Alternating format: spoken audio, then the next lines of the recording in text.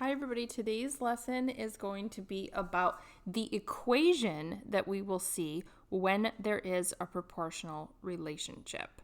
So the equation itself is going to be y equals k times x or kx equals y. You might be wondering, what do you mean when you say k?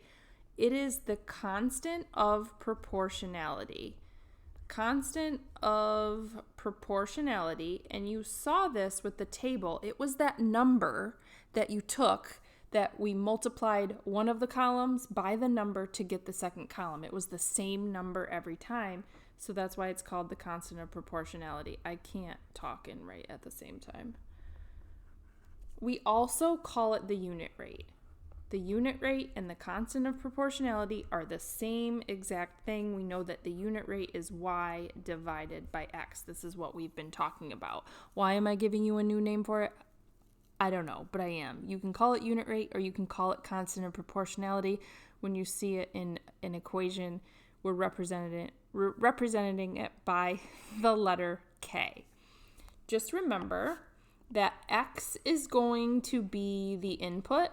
So if I put in 4 hours, time would be the input there. The output might be money. I get paid $40 or something like that.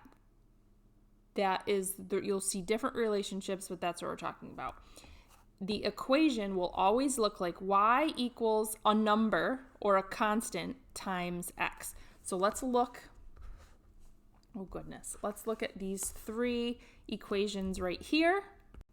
The question is, does the equation represent a proportional relationship? And just to remind you, we're looking for the pattern y equals a number or k times x. So let's start here. Y equals 3x. Yes, this is a proportional relationship. K in this case is equal to 3. The second one, y equals 1/2 x. Does this represent a proportional relationship? Yes. K is equal to 1/2. Last but not least, does this represent a proportional relationship? No, it does not. Here's why. This -1, that is not in the pattern here. So we're going to say no, it isn't in the form y equals kx. There's that extra -1 there. So the big question is, how and why are we talking about this? How are we going to use this? Why is this going to help us? Let's look at this table right here. Here's a relationship. The relationship is between gallons of gas and miles.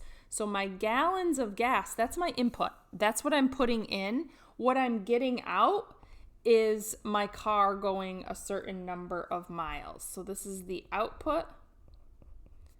This is the input. The question is, how do we use an equation to represent this relationship? Same thing we did with the table before, right? Let's find the unit rate, or we're now calling it, another name for it is the constant of proportionality.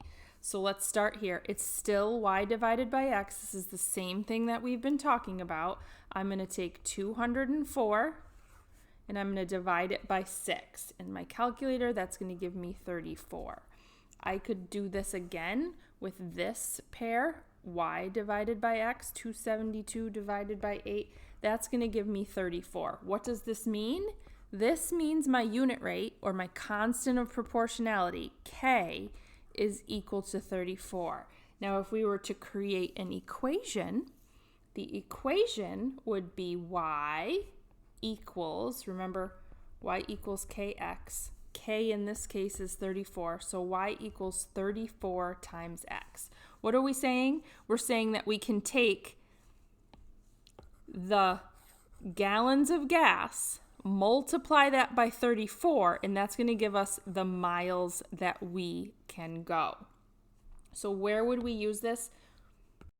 Well, if we had the question, how many miles can you drive with 12 gallons of gas? Now that we have this equation, we don't need to create a table. We don't need to plot a graph. We can use the equation. We know if we're talking about how many miles, that's y.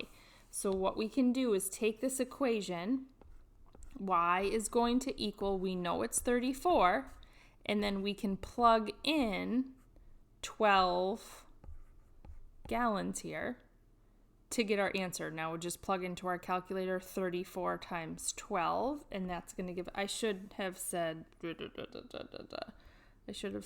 miles per gallon. I should have put my units, shame on me. So 34 times 12 gives me 408 miles. So that's how you would use this equation that we have.